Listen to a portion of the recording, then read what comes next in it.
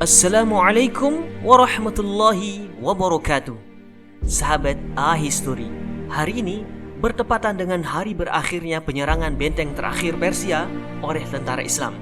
Bagaimana kisah selengkapnya? Saksikan dalam A-History episode Perang Jalula. Di tahun ketiga masa pemerintahan Khalifah Umar bin Khattab, ibu kota Kekaisaran Sasasinah Persia, yakni Ctesiphon, tumbang di tangan sahabat Sa'ad bin Abi Waqqas. Kaisar Persia, Yazdajir, melarikan diri ke kota Halwan, sedangkan sebagian besar pasukannya memblokade pengejaran kaum muslimin di kota Jalula. Umar memerintahkan keponakan Sa'ad bin Abi Waqqas yang bernama Hashim bin Utbah menjadi panglima ekspedisi ke Jalula. Tentara Persia dipimpin oleh Jenderal Mihran dan Jenderal Hurmuzan. Mereka membuat parit pelindung di sepanjang selatan kota sejauh 4 km. Dimulai dari sungai Diyala sampai berakhir di tanah yang penuh dengan bebatuan. Tidak hanya itu, di depan parit ditebar ranjau darat untuk melukai kuda pasukan kaum muslimin. Ini adalah pertahanan yang luar biasa dari para penyembah api. Mereka pun bersumpah dengan api suci bahwa mereka lebih baik mati daripada menyerah. Bulan Maret 637 Masehi, 12.000 pasukan muslimin yang dipimpin oleh Hashim berjalan ke utara dari Ctesiphon ke kota Jalula. Hashim ditemani oleh sahabat Qaqah bin Amir radhiyallahu an, kesatria yang oleh Abu Bakar radhiyallahu an menjulukinya laki-laki yang lebih baik daripada 1.000 prajurit. Sampailah mereka di depan benteng Persia. Selama 8 bulan berbagai upaya dilakukan menembus benteng tersebut, namun selalu gagal. Jumlah muslimin berkurang, tetapi pasukan Persia terus bertambah. Melihat kondisi ini, Jenderal Mihran merasa dia atas angin. Maka ia mencoba keluar benteng. Terjadi 80 kali serangan kecil dan kekalahan selalu di pihak muslimin. Mihran menikmati kemenangannya. Kali ini ia ingin menuntaskan peperangan. Saat itu, di pagi musim dingin yang cerah, di awal bulan Dzulqa'dah tahun 16 Hijriah atau di penghujung November 637 Masehi, terjadi aksi paling berdarah dari pertempuran Jalula. Tentara Persia bergegas keluar benteng kota, menyeberangi parit melalui benteng yang telah bersih dari ranjau. Panglima Hashim membiarkan mereka keluar menuju lapangan terbuka.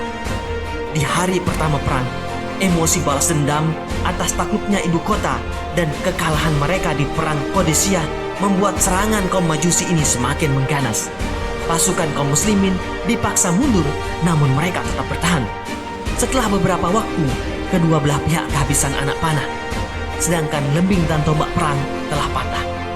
Pertempuran sengit dilanjutkan dengan senjata hanya pedang dan kapak. Beruntung bagi Persia, di samping pasukannya yang jauh lebih besar, jika setiap barisan pasukannya lelah, digantikan barisan pasukan baru yang lain. Sementara di kaum muslimin praktis tidak memiliki cadangan pasukan. Sampai-sampai mereka sholat zuhur dengan isyarat saja. Malang tak dapat dihindari. Satu pertahanan resimen mujahidin dihancurkan oleh Persia dan mereka dipaksa mundur meninggalkan posnya. Dalam waktu singkat, Qaqah bertanya kepada mereka, "Apakah pertempuran ini membuat kalian takut?" Mereka menjawab, "Ya, kami lelah dan mereka segar. Yang lelah menjadi tak berdaya." Qaqah kemudian berkata, "Aku akan terus menyerang mereka sampai Allah memberikan keputusannya." Qaqah maju menebas musuh di depannya. Teladan Qaqah membakar gelora mujahidin yang ciut nyalinya. Di hari berikutnya, suasana semakin memanas. Hashim memberi perintah untuk melakukan serangan balik sampai sore hari. Pertolongan Allah datang. Sesaat sebelum matahari terbenam, datanglah badai dari belakang kaum muslimin. Hempasan debu dan kerikil membutakan pasukan Persia.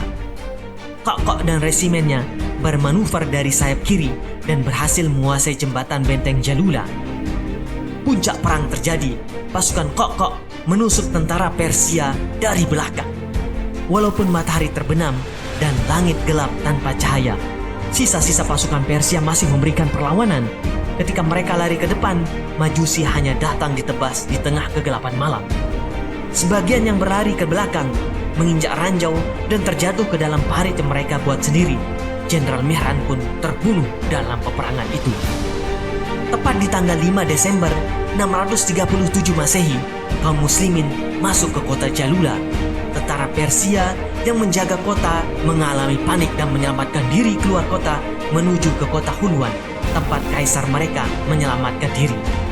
Di hari berikutnya, Panglima Hashim bergerak mengejar sisa pasukan Persia.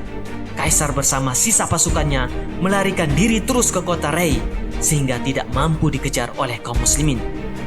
Setelah itu, Imperium Persia tidak memiliki benteng untuk bertahan. Dan kaisar terakhir Persia ini hidup dalam pelarian.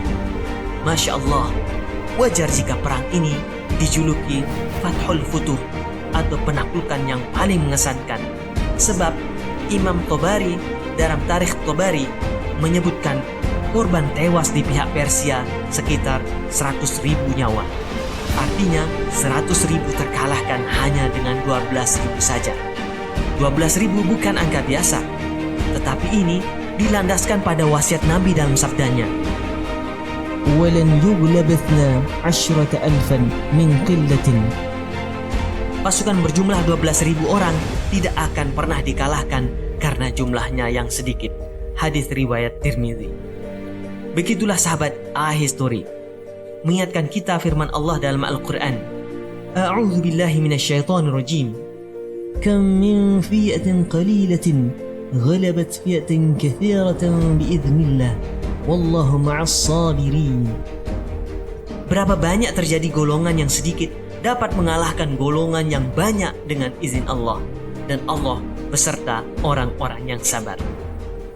Demikian kisah heroik ini. Semoga kita bertemu lagi dalam kisah heroik selanjutnya.